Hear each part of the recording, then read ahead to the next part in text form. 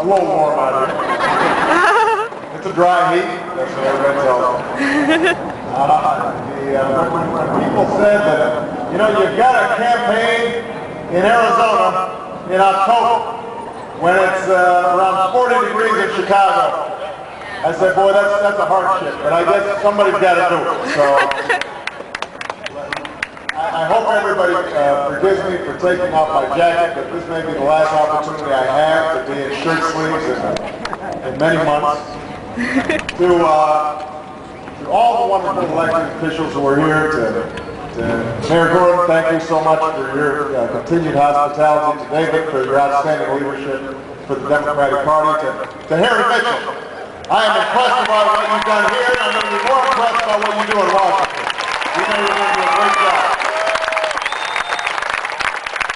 To Terry, and his great work in law enforcement, and looking after consumers and seniors and people all across the state, and tonight, all the wonderful congressional candidates, Israel Torres, Secretary of State, all the statewide officials who are here, and to Jim Peterson, who's going to be joining me in just a few months to make sure that we bring about a change in the United States Senate and the United States of America.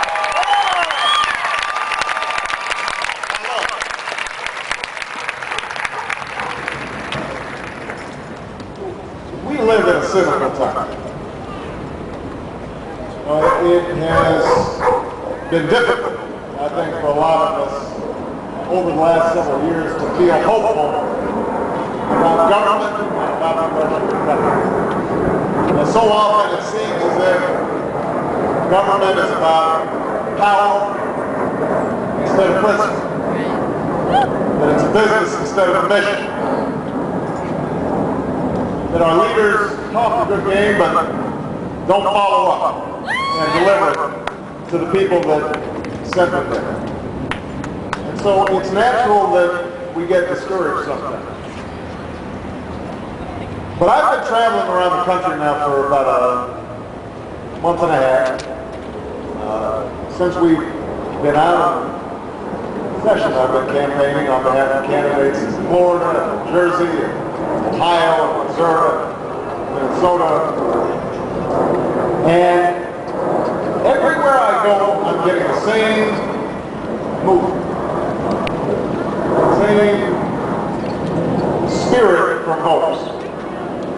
And that is that although we're struggling as a country, and we've gone through some difficult times, individuals are dealing with the burdens of healthcare costs, and rising tuition costs, gas prices, concern about their loved ones overseas. You get a sense that people are in a serious and somber mood, and that they're paying attention in a way that they haven't paid attention for a long time. Because they understand that there's some choices that we're making now or not making now that are going to make a fundamental difference in not just our future, but the futures of our children and the futures of our grandchildren. So they take a look at the healthcare system and they say, why is it we've got 46 million people without health insurance? And why do we see families who have health insurance seeing their co-payments and deductibles and premiums going up? Why is it that small business people can't even afford to provide themselves health insurance, much less their employees? And why is it that big businesses are having trouble competing internationally because of the skyrocketing costs? And why is it that we can't come together and improve a system that spends more money than any nation on earth, that has some of the worst outcomes of any industrialized nation? Surely we can do better than we're doing right now. We need a change. And then they take a look at education. They say, you know, we live in a global economy. Ordinary Americans aren't stupid. They understand that borders are not what they used to be because of the internet, fiber optics, transportation, and that we're going to have to compete all around the world.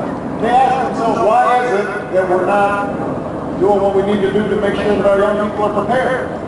Why aren't we investing in making sure that there's math and science instruction for every child? so that they can end up competing for the high-tech jobs in the future?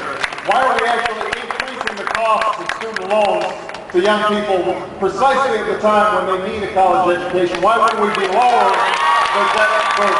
Why wouldn't we lower their interest rates so that more of them could get access? Because we know that will be good not just for those young people, but it'll be good for the entire country. So they ask themselves, why can't we change that? And then they look at energy. And they say, we understand that energy prices have gone down right before the election, but we suspect that they may go right back up right after the election. Yeah. And so, why would we want to put our economy at risk by the vulnerabilities of the spot oil market when it might go up to 70 or 80 or $100 a barrel of oil anytime just because some country in the Middle East decides that they want to turn off the spigot? And why would we want to spend $800 million a day to some of the most hostile nations on earth that we're funding both sides of the war on terrorism, getting money to Iran to build nuclear weapons, getting money to Venezuela to mock us? And why would we continue to subsidize ExxonMobil making $36 billion in one quarter last year instead of investing that money in alternative fuels and improving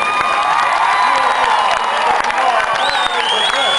And we can't afford continuations of the greenhouse gases that are going to